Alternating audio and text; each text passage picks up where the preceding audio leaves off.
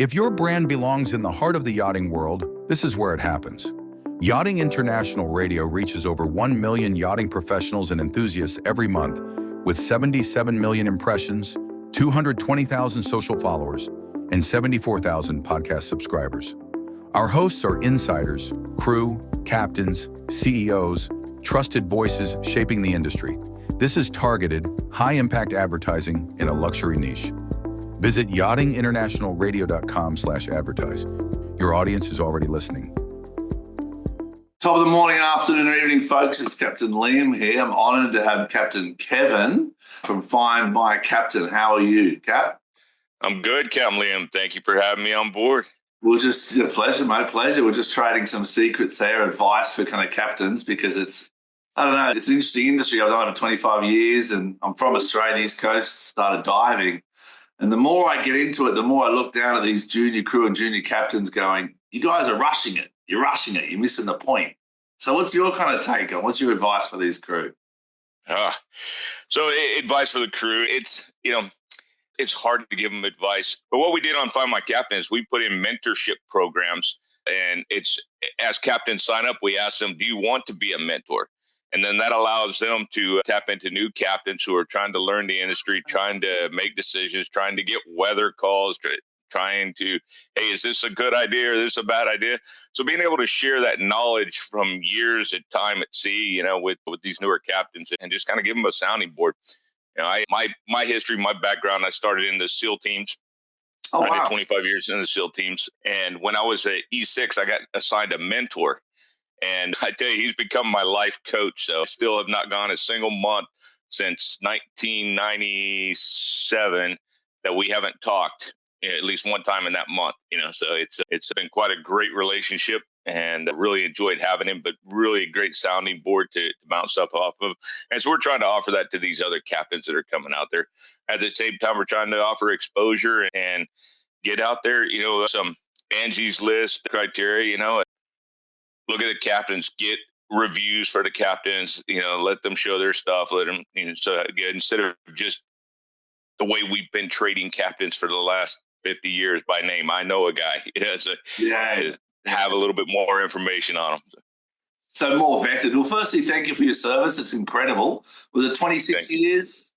25, just over 25. Yeah. 25 years. I'm sure a lot of traveling included in that as well.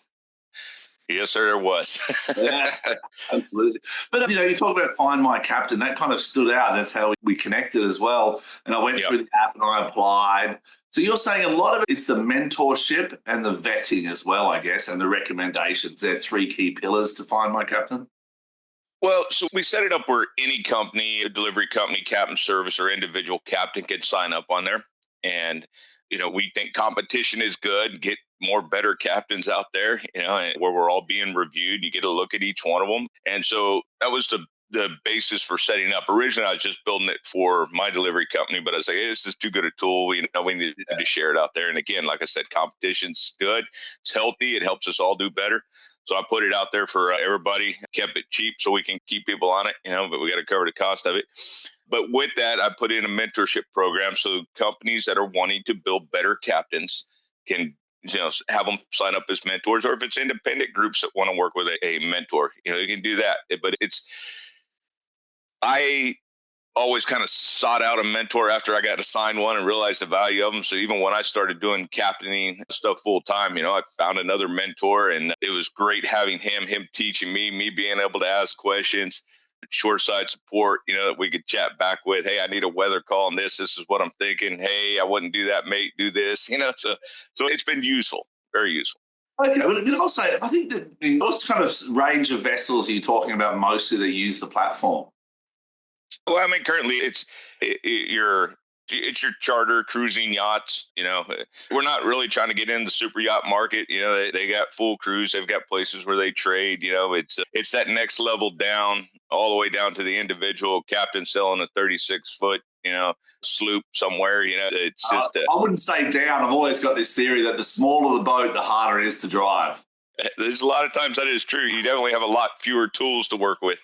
Yeah, exactly. A lot fewer people. But I think the difference, what I'm already talking to you for a couple of minutes here, the difference that stands out to me is that on these larger yachts, people don't communicate effectively as captains. They don't try and offer mentorships. It's a lot of privacy and secrecy, and and that comes from the client.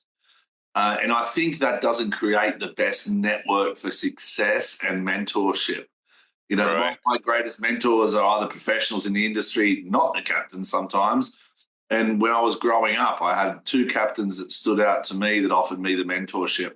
So I think it's great what you're doing, but I think it also comes from a confidence place. I can see you're a confident captain, so you're happy to share.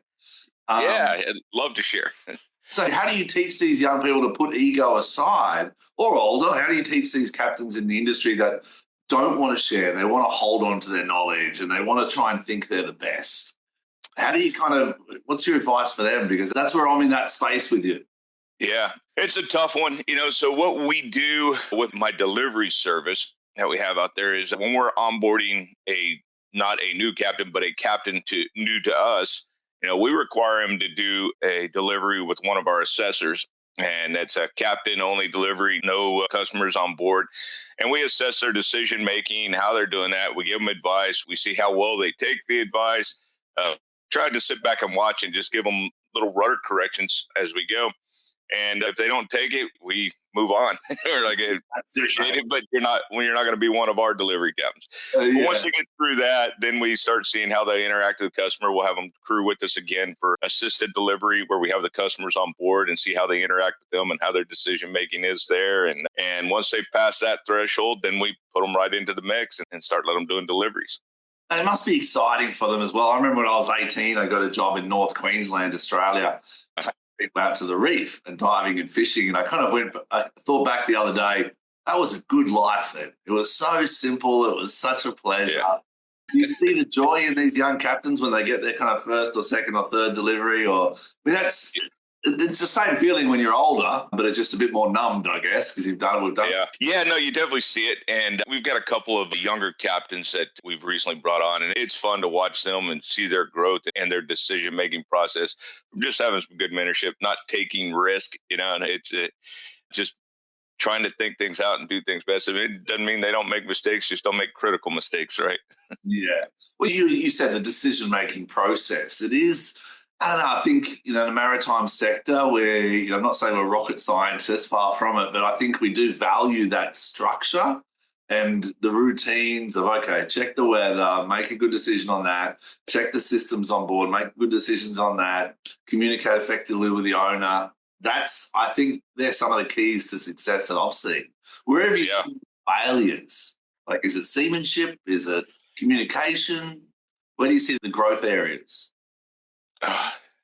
It's I'm challenging to answer that one because, a lot of stuff that I've seen is, I'll share with you. I had a insurance broker who became a good friend of mine, and he would call me up every week because he had another captain story to tell me of a captain abandonment or a captain, an insurance company required a captain for a 50-hour assessment. And the captain come on board with a handle of Jack Daniels and go into one of the berths and stay there until they dock the boat again and then get off. It's like, that's crazy. I can't believe it. So there's a lot of room for improvement across the industry. I'm not trying to say all captains are like that. There's some great captains out there. And for every great captain, there's two that aren't so great. Right? So there's a lot of room for growth, professionalism. I think really what it is how we trade captains right now. It's all on, I know a guy, there's no place where you can go reference the individual. You can reviews, see what their history is, see what their training is, see what they've done in life. And that's what we're trying to create with Find My Captain, is a place that you can go do that. You can look at it and have a personal relationship with your captain before you put him on your asset to take it somewhere. Yeah, and that's what I think people forget. People think these boats are just, out there for fun and they're not too serious, but they're assets and they're worth a lot of money, $1, $2, $3 million.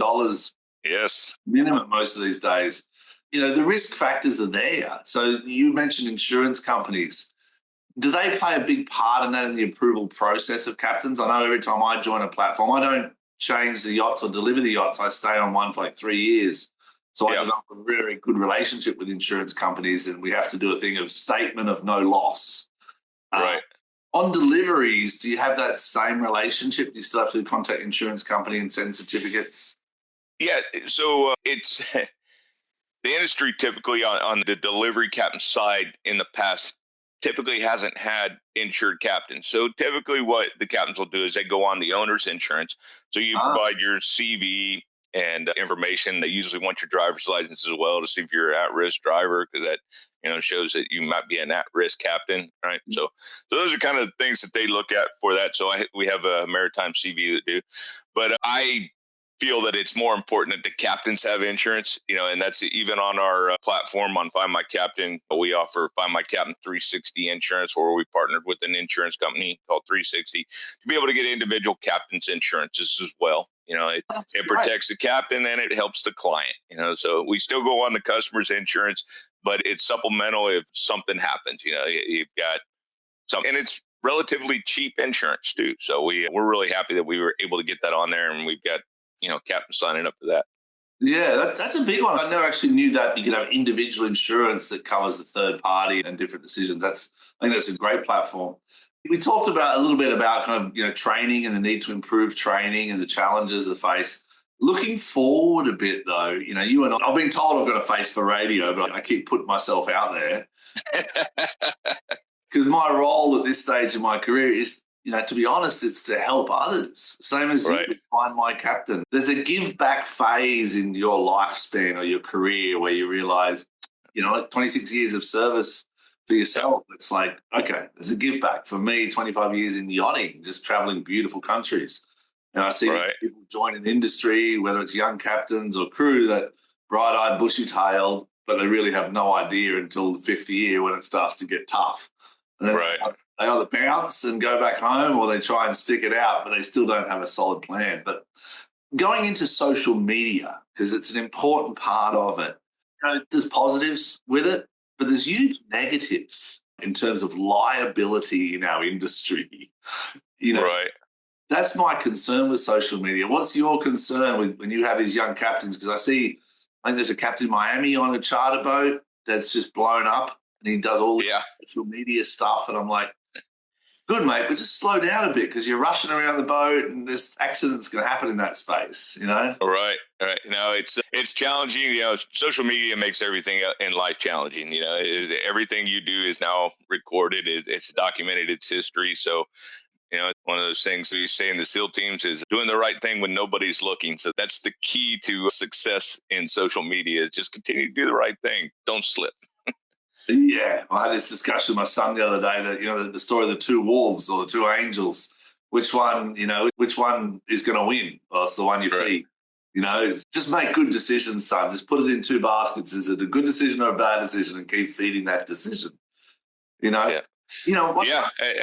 Sorry, go ahead. No, go on, please. I was just saying, it really comes down to, and so after my time in the SEAL teams, I went into private equity in the oil field did that for almost 10 years and built oil field service companies. And one of the things, the space that we took on was well servicing, which was considered probably the hardest space to get into as far as being able to make positive change and improve the personnel that are in there. Margin's so small. That's the profit. You're eating into the profit, Yeah, well, you're eating into the profit, and it's they say it's a low band to entry, but really when you start breaking down the programs, it's like it's not a low band to entry. That's just the way we've treated it. We don't give them the quality, but some of it was earned too, because these guys run around like cowboys, and they're hurting each other all the time. And so I spent 10 years there. We created the safest well servicing company in history. I ran operations in our Oklahoma operation for a year, took our Oklahoma group there who had never gone a month without an injury, and they went 365 days and 11 hours without hurting somebody. I heard somebody, they all felt so bad about it. They gathered together as leaders, crew chiefs on the cruise, and they went another 6 years without hurting a person. Unheard of. Wow. So, and it was all just teaching them leadership, being mentors, guidance, telling them things like, hey, do the right thing when nobody's looking, do not take any undue risk. Always take a step back. We got time, Yeah, but I'm gonna ask a tougher question now, because I really resonate with what you're saying in terms of leadership and safety, and I think that is the future. We talked about training, the importance of it, mentorship, and we do come back to this leadership. we go through high stressful situations. I've been to, different ports in the world and the wind's blowing and, I'm like, oh, how am I going to do this one? Well, you're at an anchor and you got to lift the anchor, or there's 1,000 scenarios in our business that the safety factor is increased and the risk is increased. How do you stay calm in those situations? What's your advice from your SEAL experience or from your life experience or from that experience of safety? Well, the key to being a good, effective leader is being calm, right? I mean, you have to force yourself to stay calm, even in those situations that, inside you're exploding, but you can't let that out. You've got to be able to maintain calm so you can properly communicate with the people around you. And there's so many stories that I have on that from SEAL Teams, Oilfield, or whatever else. But I remember we were in SEAL Teams. We were in a firefight one night, and I had some close fire to me, impacting around me, and I got a little excited, and I let it come out in my voice over the radio. And as I did that, I just started watching the whole operation start to disintegrate. People are all yelling. Nobody's communicating effectively. It's becoming chaos. And I had to just calm down. I had to go, all right, you got to talk really soft, really slow. And so I started doing that. And I watched the whole temperature of the whole operation come back down to where we were effectively operating again. And I caused the problem. But by getting back to calm, I was able to correct it as well. So it's like you can see it firsthand how people respond. The stress you bring in is the stress they then respond to. I don't know. For me, I feel like I realized I was thinking I was going to be a captain when I was younger. We had some dive situations that were pretty dramatic out on the reef. And long story short, the worse the situation gets, the calmer for some reason I became. And I feel my heart rate slow down. And I'd subconsciously just mentally go, cool, no problem. These are the steps. Let's take it easy. Relax, people. Slow it down a second. Let's just go through this. Never rush into a disaster. That's good advice, actually. Never rush. And that's when I realized, maybe I should work in these, I love the ocean, obviously, of course, but what a wonderful opportunity to speak to you about things. And how many captains now in the fleet of Find My Captain? So we've been working on this for 3 years. We tried to roll it out 2 years ago at Annapolis, and the software guys just weren't ready, didn't get it ready. And so we had a little failure to launch there. We were trying for Annapolis this year, weren't ready again, but we got it ready for Miami. So Miami's kind of our test bed rollout that we were doing for the Miami Boat Show. We didn't get a booth because we weren't ready enough. But now that we've crossed that threshold, we're signing people up. We've got about 30 captains onboarded now on the program. And you can go in and review them, and you can look through their history, their career. You can see their CVs. You can see we have them put their trackers on. Most captains these days carry a tracker of some sort. So you put your tracker on, so then you can look at the waters they've sailed, where they've been, kind of everything about them. And so on the app or an individual. Yeah, on the app. So you go on there's a directory on Find My Captain where you can go in and look at the captains that are on board there, and then you can go through there. And as you go down their right-hand side of the page there, it has their pictures, their CVs, their trackers, and everything else. So you can really know your captain before you pick who you're going to have do your delivery for you, or going to work for you, or spend a month or 3 months on your boat. Yeah, absolutely. Well, it's so important because it does make or break it. As a client, I see so many times clients that whether they get on or don't get on with crew members, I can pick it straight away. And you see that they close up and they're not as happy, and then you send another crew member in, or you adjust your shifts on. We have a crew of 14, so I'm not saying everyone's a captain because you can only have one, but everyone brings value in the team to the success of the operation. And that's why now I'm kind of saying to everyone that, irrelevant of your title, you are a leader because you're a leader for your own actions, and that's your lead. So you need to take ownership of that. Yeah, that was beat into me when I was in the SEAL teams. From day one, it's like, hey, there are two of you. One of you is the leader. There's always a leader. Yeah, there's always a leader. Exactly. Even if you're leading your own self, you know what I mean. But so your clients would be the owners of the yachts, the brokers, the managers. And charter companies too. We supply captains to some of the charter fleets out there, and we want to do more of that. We want to present that opportunity more out there for them. They're always looking for good captains, and they struggle to do that. They look in local, but you can go out and find my captain. You need a sailing instructor to run, what we call trifecta ASA courses. So in Belize, right? Yeah. So you can find that guy and you can negotiate directly with him. Hey, I'd like to bring you on. What's your rate? Hey, this is what we'll pay, whatever, and bring them on directly. And those guys go down there for 3 months or for the season, and they do charters for them. And again, the charter company gets to look at them and go, hey, this is a guy who I want. He's got plenty of charter experience, got good ratings from the customers. It's a guy I want on the charter. And charter captains are special guys. I mean, not everybody can do that. It's some guys are great delivery captains, and some guys are great charter captains. Yeah, it is a big difference, actually. I look at my life. I'm like, what do I love? I love going to sea. Like, I really love just getting out there, got a passage, cross the Atlantic. I did the Northwest Passage once on the north. Nice. Had a client on board that joined in Boston and wanted to circumnavigate North America on a yacht. Oh, wow. Yeah. I was like, this is a big one. So it was like 7 months and left Fort Lauderdale, Boston, all the way Greenland and all the way across Canada. And anyway, but the point of that is that's where you need to know your captain, because the clients are so long. And you need to know yourself saying, what do I actually enjoy? What am I comfortable with? Right. There's a difference. It's we try. I hate to say it, but there's some people that are out there, and it's all about the cost, right? And so it's a great place for younger captains with mentors to get started. They don't draw the same rates, but it gives people an economic opportunity, or you can go for the value proposition. All depending on what your asset is and how important it is to you in life. And so, but it also gives the captains a chance too. Right now it's just, hey, I know a guy. Yeah, that's the worst as well. Sometimes I think that's the worst situations when people recommend someone, and most times it's the person that's out of a job that you're trying to help, but that doesn't mean they're the best person. You know what I mean? Right.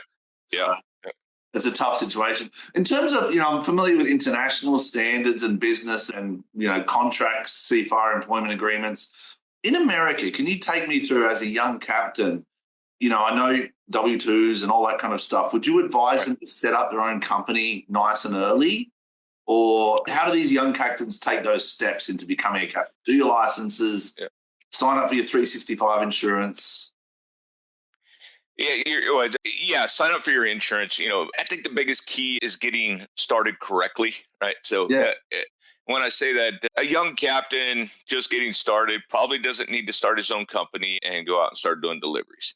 Some can do it and will be great at it, but I would encourage them to go with a group, go work with, a mentor. Like we have our delivery company. There's several other delivery companies on the platform already, and get on with those guys and say, hey, I want to just be a delivery captain with you guys. I want to learn from you. I want to get the experience, and you get to learn both sides of it instead of having to learn, one, how you pay, how the captains get paid, and how you do your taxes at the end of the year. So you get to learn that, just in one season, which will help you out as a businessman dramatically. But I think as soon as you are ready, and again, having those mentors to help you along that path, but as soon as you're ready, start your own company, live the American dream, the entrepreneur dream, build your company, just get help. And like I said, we're providing a platform so you can do that. You can bring on other captains. You can be a mentor in the future. So. Yeah, that's the key. It's kind of the good thing about being a captain too is it's a very individual,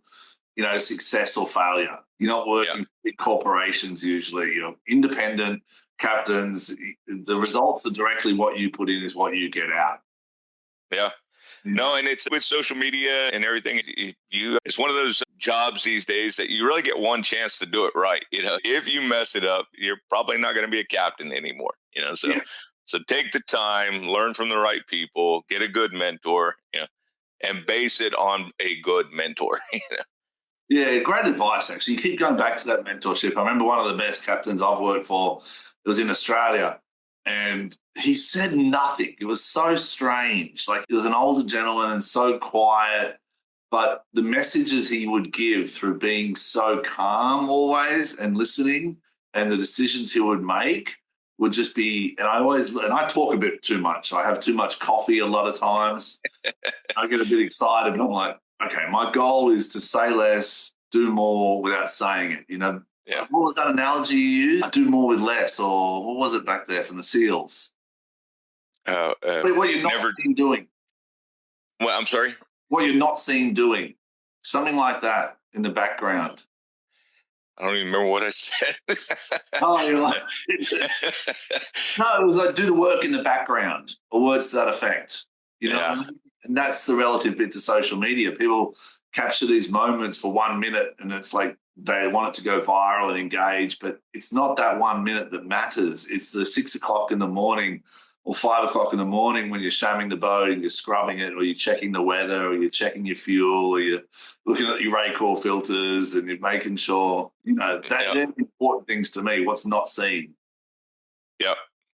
No, agreed. It's great. But I mean, what an awesome life, though. I mean, you get to go out and live on the sea. You work for people, but you make your own plans most of the time, and you live in austere locations. You get to lead people. You get to make decisions. It's a really cool lifestyle. I think so, mate. I think so. My kids always say, like, I said, I'm off to work, son, and I'm traveling around the world or going somewhere. And he's like, Dad, that's not work. I'm like, well, that's the good decision I made years ago. I chose something that I actually enjoy. And I'm very blessed that it's worked out, and it's fortunate. And the owners that I've worked with have been wonderful, and the people around me. And like you're saying, that mentorship. And the older I get, the more I kind of almost lean still into that mentorship. You're saying you still speak to that gentleman every month. And like the other day, I spoke to 3 people, and each of their advice was different. But that's okay. That's what you want. Yes. You want someone different than your own perspective to have another view at what is right or wrong. Yeah, absolutely. As soon as you think you're the smartest person on earth, you're on your way down. I love mentors. I'm always looking for a new one too, not to replace anybody, but to gain more experience, more knowledge, more learning, more understanding. As I'm going into this new world of technology and developing apps and putting them together, I could have used a better mentor than what I have now. I've got a good one now, but the first couple of years, I screwed it up pretty good, so I'm pretty happy where we're at now and where we're going, and I'm looking for more and better mentors. Yeah, well, that's why for me, this Captain's Chat series, I kind of started it because I realized there's not many people out there that have honest, open, conversations, and you don't know where the conversation goes. And I really love this industry, and whether it's managers or captains or crew or whoever it is, everyone's got a story. And if you can listen to all these stories and put a little bit of it together, you're going to be a better human being. Agreed. Let's jump back into the nuts and bolts of it in a sense. Engineering. I've worked with my engineer for, I think it's 11 years now. And him and I, we have some not heated conversations, but let's say, interesting conversations because we come from 2 different angles of the maritime sector. But as captains on the smaller vessels, how important is it that they do have good engineering knowledge, and should they go and do a course alongside a captain's course? Because that was my background. As a young fisherman, as a young diver, I would do engineering courses, captain's course, engineering courses, captain's course. So I got what a fuel filter is. I got how to change it, Well, a lot of times when you're doing assisted deliveries, you're it, so you have a client and their family on board. They're all willing to take watches and do everything else, and they just want a captain to help them. But they may or may not have the engineering background. So you become it, and through your knowledge and what you've done, it will make you successful or not, And so I absolutely agree. You need to do engineering courses. You need to learn the mechanics of the engine. You need to be able to not be a mechanic, but be able to make those repairs that keep the boat operational to get you where you need to go. Yeah, understand the water flow, the airflow. These are important things, that you make sure you've got enough fuel, check your tanks, and so forth. It does, it does sound simple, but it's also where most people go wrong. Like most Agreed. I've seen it's either an engineering issue that affects the success of the delivery or the charter, or it's a decision-making issue where they left too early or too late or got the timing wrong and then ended up entering a bar at night when it was windy and ended up like that boat in Bahamas on the beach, you know? Yeah, or just forgetting to bring a spare Raycor filter. Something that simple. But, yeah.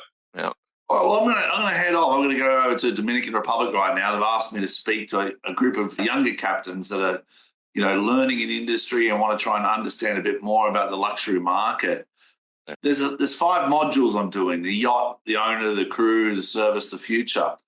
In the future, how do you look down the line of this industry? I mean, marinas are there's not many more marinas being built. There's many more boats being built.